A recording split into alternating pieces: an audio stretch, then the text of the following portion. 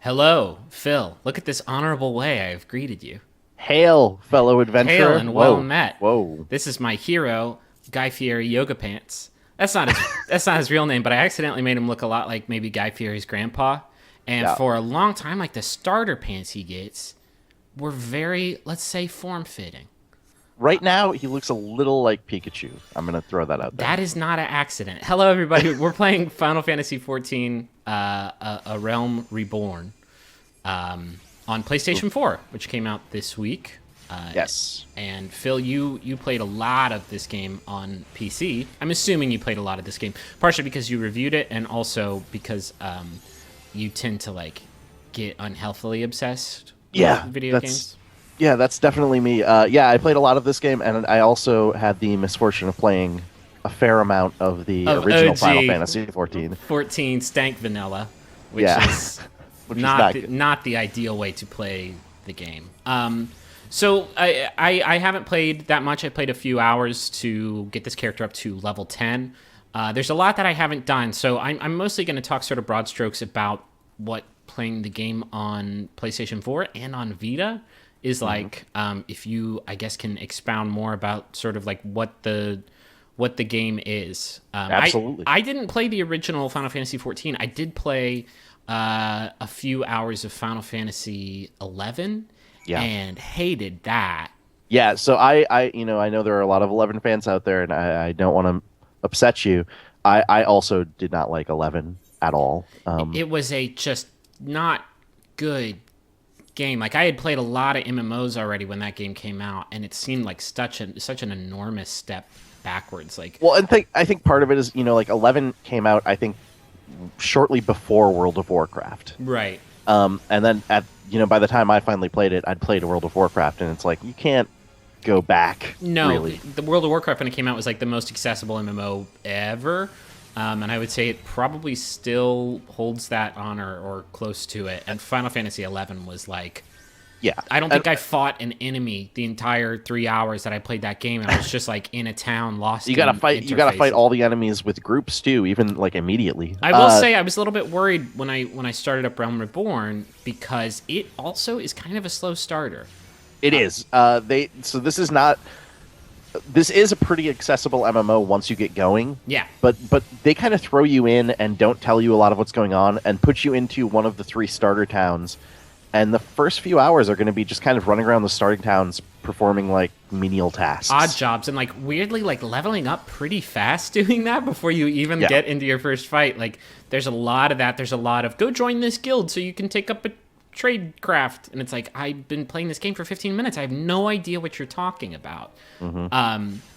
And really you don't fight your first enemy for like a while until you figure out how to navigate out of the town and into one of the first starting areas. And then once you get into that, like it's pretty good. Like I've actually been enjoying my time with it a whole lot. Yeah, it is actually. I mean, it's definitely a slow burn, but I think I genuinely believe, and people can go check out my review. I'll be doing an update for the PS4 version soon, but I genuinely think this is one of the best MMOs available right now. It is very, very good. So let's talk about what's good about it. It has the sort of fluid job and class structure that my favorite Final Fantasy games have all had.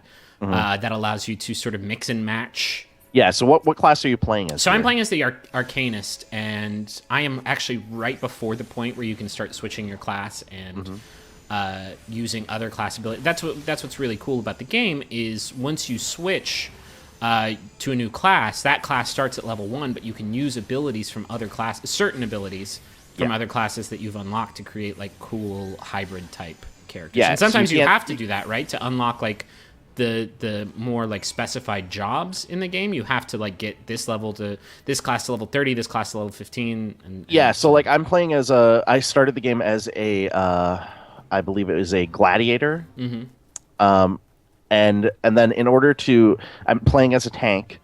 And I started as a marauder. Apologies, playing as a tank. God, and Phil.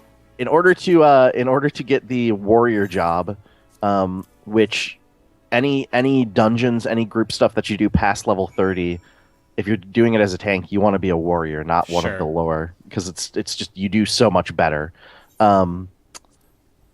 I had to level a gladiator up to level 15. So yeah, it's not only like encouraged, it's almost required if you want to do very good at the Right. game. But I think it's a little bit less formulaic than that. Like you can do whatever. Yeah, absolutely. There are definitely restrictions. Like you can't use like the healing classes, healing abilities on every,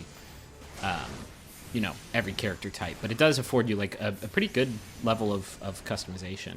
Yeah, it absolutely does. There's also like just a lot of stuff to do. I was really worried again because when you start out, like the first few quests you get are literally go and kill these rats. And it's like that I thought was like a joke at this point. Like that's like an MMO joke of when people talk about how they don't like MMOs because they make you go out and kill rats.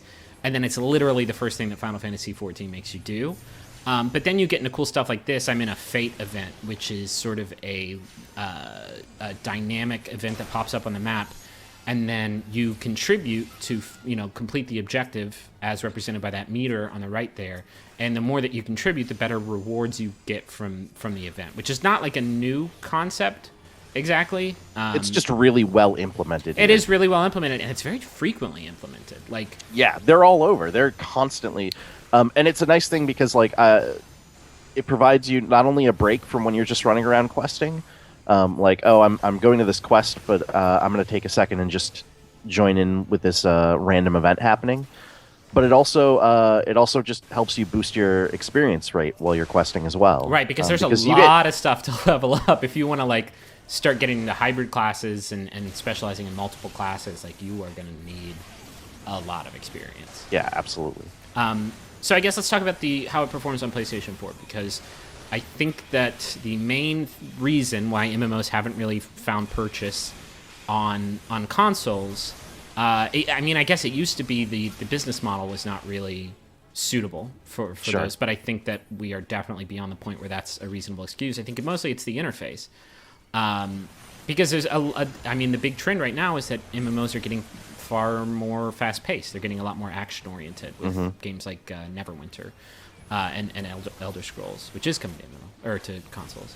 Yeah. Final Fantasy XIV has a really clever way of getting around it, and it's there in that those series of cross-shaped hotbars down there at the bottom.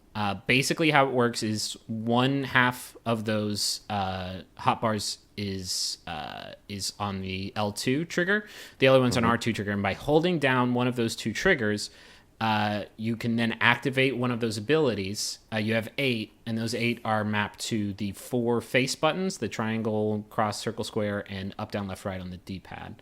Yeah, and then you can actually hit R1 at any point and switch to a whole, like, up to, I think, 8 different sets of those. There are tons of, you can, it's super easy to just, like, drop one of those sets in. So, as the default, like, the things you start out with, like, I just use that sprint ability. I have some sort of, like, I guess, like, support abilities and stuff like that mapped to the left trigger, and the right trigger is mostly, like, my damaging spells. And then if you hit R1, it switches to a lot of different menu options, so I don't have to go in through the game menu. I can just hit R1, and then all of a sudden I can I can go to like my equipment page, or I can go to my inventory. I can go to my emotes.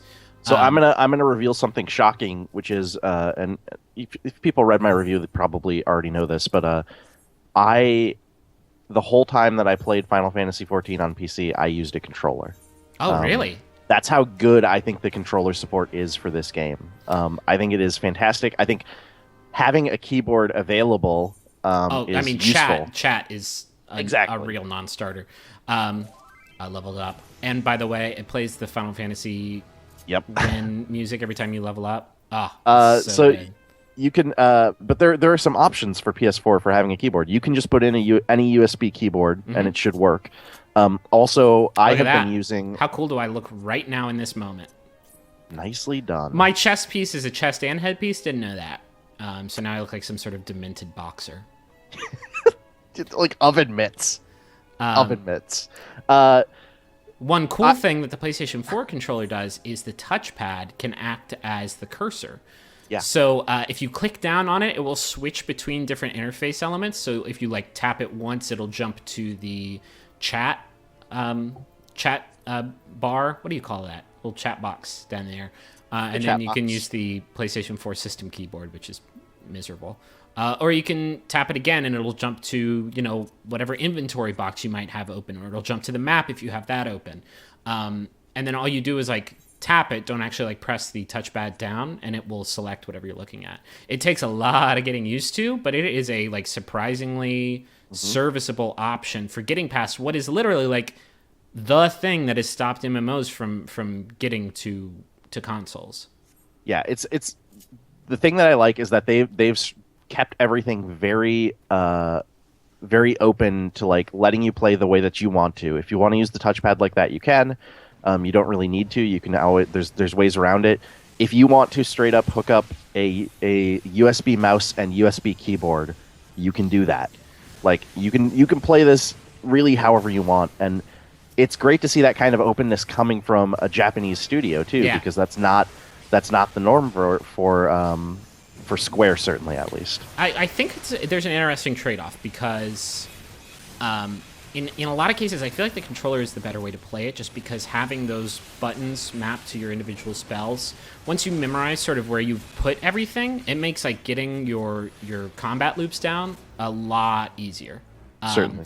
It makes targeting things kind of difficult because you have to, tap around and, hit the X button to lock on, which can be kind of tricky in certain scenarios. But in that fight I was just in where there were like 50 things on screen, like, I don't know actually that a mouse cursor is going to do you much better. You know what I mean? Like, it's just like, not only do you have to worry about those combat loops, but you have to worry about clicking on like the 10 pixels of the enemy you're trying to target that you can actually see. Do you know what I mean? Like with a D-pad, you can just sort of cycle through them, and it may take you like a little bit, but you know that you're going to be targeting the thing you want to target. It's really interesting, and my personal favorite thing about this game so far, it is exceptional on remote play. Yeah, so I wanted to talk to you about that. I haven't tested out the Vita remote play on the final version, but I did test it out at an event that Square held a month or two ago, and I was shocked at how well it worked. Has that carried over? Yeah, it really well. Like, you get the usual sort of, it's a little fuzzy, like all remote play games are, and there is a small amount of input lag. But like on the whole, it works really well, and I think in an MMO, like input lag is not as important because like everything is a little bit pre-canned.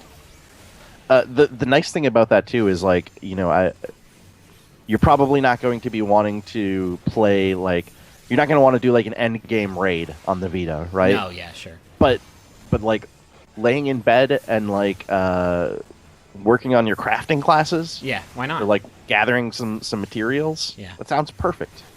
Yeah, but like when you're just like running around questing, like it is. I mean, it's not mindless by any stretch of the imagination, but like it works really well. Like it's just, it's not like a fast-paced shooter. Like I had a hard time playing like Battlefield through remote play, just because that idea of like turning in a corner and trying to get the first shot off, it doesn't really translate well when you have a decent amount of input lag. But right here, like, I don't know, MMOs don't really subscribe to that. So yeah, absolutely. So what is sort of like this I think represents a pretty early slice of the game. Can you talk a little bit about sort of how this experience evolves as you progress a little bit further on? Yeah, so I mean, obviously, as you get further, one of the nice things is they've made it so that for the most part, most of your questing, most of your story quests can be soloed. But obviously, they also introduce dungeons. They introduce raiding. So a lot more group opportunities. And what I will say is the group stuff, the dungeons in particular.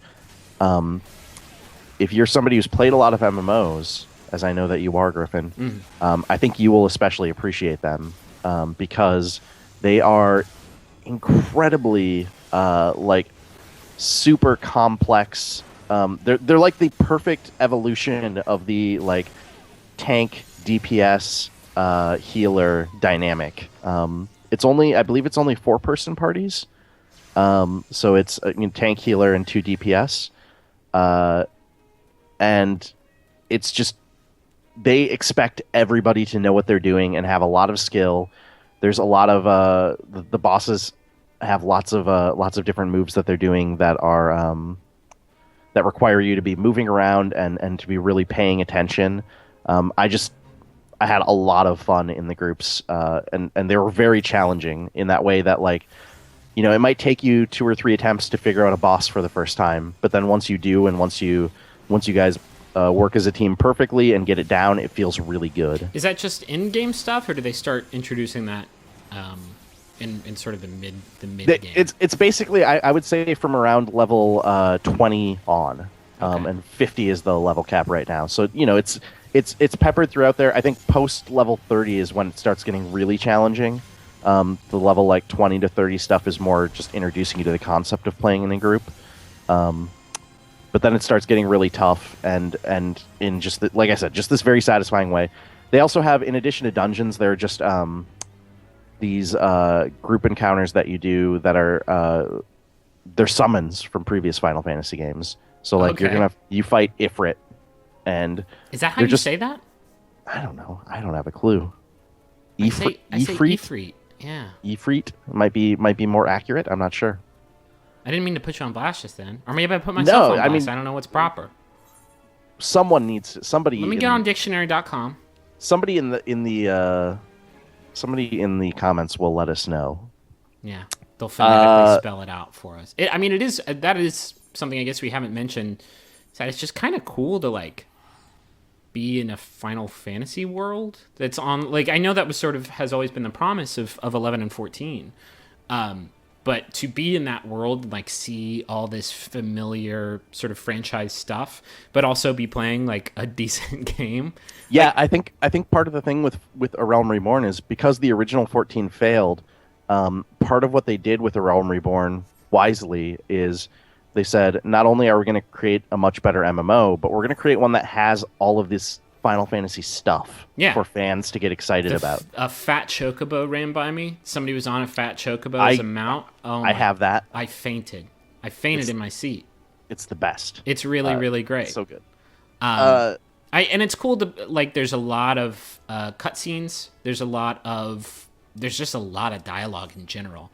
And the main story is, a lot of the quest stuff you're just going to skip past, right? But the main story quests, it's actually worth following the dialogue and paying attention because it's actually well written, it's interesting, and it's very Final Fantasy. It's super Final Fantasy, and it's all presented in cutscenes, not always spoken, like not always voiced over. But like you can't. It's not just like a page of quest text that you can just like boop. Just like pop right through and then get to the questing, which like honestly for me took some getting used to.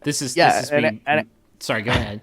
I was just gonna say it has all the stuff you'd expect from a Final Fantasy plot of like it has actual characters who are recurring. Yeah. It has plot twists. It has like people are going to suddenly die. There are many crystals. Whoa. There are lots of crystals everywhere. So many crystals. So that was the interface for mapping. I just wanted to show that off really quick for mapping abilities to the crossbar. It's real easy to figure out. The other Final Fantasy thing that I want to bring up before we reach the end of this video is the music. Man. Yeah. No, the presentation in general is really, really terrific. The music is dynamic, so as soon as you enter a battle, it changes to a more intense, proper Final Fantasy battle theme. And then when you win, you get a little stinger there at the end. Yep. And of course, when you level up, like we mentioned earlier, you get that classic tune. It really does feel like you have agency over a character in a Final Fantasy game, which is rare. Yeah. It's not just rare. This is the only time. This and 11, I guess. I couldn't put up with 11 enough to like start to experience that kind of stuff. Mm-hmm. But yeah, no, it's genuinely cool, and it works on PlayStation 4 a whole lot better than I expected it to. I've spent a lot of nights, watching entire seasons of Amazing Race with my wife on Hulu in the living room, just with my Vita on my lap, just leveling up and stuff. That's great. And for anybody who's played the PC version and is wondering about any differences in performance on PS4, the only thing that I've noticed, so PS3, the frame rate was kind of rough for the PS3 version. Oh, I haven't run into that on the PS4. And that doesn't seem to exist on PS4. I did hear that the transfer process is kind of a... Transfer process is rough. The only major issue I've run into, though, is or let's say not major. The only minor issue that I've run into is just slightly longer loading times. Oh, okay. So it's nothing too... Yeah, I mean, if terrifying. you got a beast PC, and I know you got you got like all kinds of hydro coolers in there. Mm-hmm. You got cyber pumps. Oh, a hydro cooler sounds delicious right now. Cyber pumps that like pump the zeros and ones from your GPU into your CPU. What I like about you, Griffin, is how much you know about the inner workings of PCs. It's always impressing me. I'm practically John Carmack over here. Mm-hmm. So yeah, Final Fantasy XIV, Realm Reborn. I like it. I'm surprised by how much I like it. Online Final Fantasy games have set a pretty bad precedent for me, but this one is winning me back a little bit. So I'm excited to play more of it. Get to some of that stuff you were talking about. Yeah, and they're doing a good job of pushing lots of new content really quickly too. There's already been like 2 updates since the PC launch, so that's pretty good. Yeah. All right. Well, Phil, thank you. As always, you're so informative on the subject. Thank you for having me, Sir Pikachu. We'll see everybody next week for, I don't know. Dude, what's coming out next week, Phil? You know this probably better than me. Who can say? Who can even say? But we will be back real soon with more videos, so stay tuned. Bye, Phil. Bye.